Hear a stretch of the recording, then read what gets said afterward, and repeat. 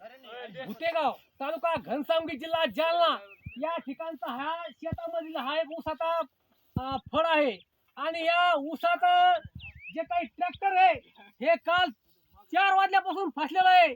2 machine 3 tractor या ठिकाणी लावून हे मशीन निघत नाही.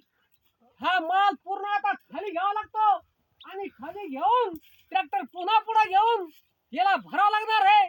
याच्यासाठी एक ट्रॅक्टरचा टायर फुटला. एका खाली घेताना आता एकदा बराच त्याला जखम झाली आणि याची कारखानदाराला ही कल्पना काहीच नाही. तुमच्या कारखाना स्थळामध्ये जे काही त्या वाळू उभा असतात त्या गटामध्ये ते काही ते सहज उभा नाही राहत. त्याची पार्श्वभूमी खूप कठीण आहे.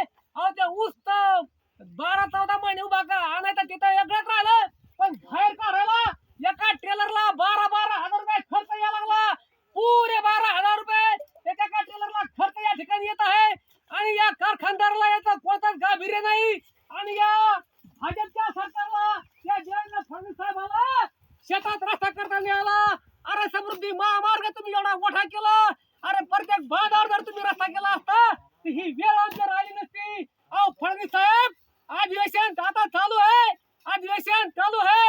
Home to farm and farm to market road service ही योजना तुम्ही जाहीर करा आणि ती अंमलात आणा. प्रत्येक रस्त्यावर प्रत्येक बांधावर रोड झाला पाहिजे. ऊसाचा टिपरू असन कापसाचा पोत असन ते का सोयाबीनचा पोता असन फेकलं की त्या रोडवर पोहोचला पाहिजे. हे अन्याय सहन होत नाही आणि कारखानदारांना पुरे 3200 रुपयाचा हप्ता पाहिला पाहिजे. आणि हा व्हिडिओ घनसावंगीतला आहे. घनसावंगीतल्या 3 कारखानदाराला सांगतो 3200 रुपये जर तुम्ही नाही काढा तर आता काहीच नाही. दीपक भुतेकर तुमच्या मागे दगड घेऊन लागणार. दगड घेऊन तुमच्या मागे लागणार. हे खर्च जाऊ का आणि ही समस्या प्रत्येक शेतकऱ्याची आहे. ही समस्या ऊसतोडीवाल्याची आहे. या ड्रायव्हरची आहे. आमचा ड्रायव्हर रात्री जेवला नाही त्याच्या रडला बिचारा देव काय भेटत त्याला 200-250 रुपये टना मागे तुम्ही किलोमीटर द्यायला लागले. आणि टायर फुटला त्याचा आला आणि जास्त बोलत नाही का मला लागा फडणवीस साहेब. आमची जमात शेतकरी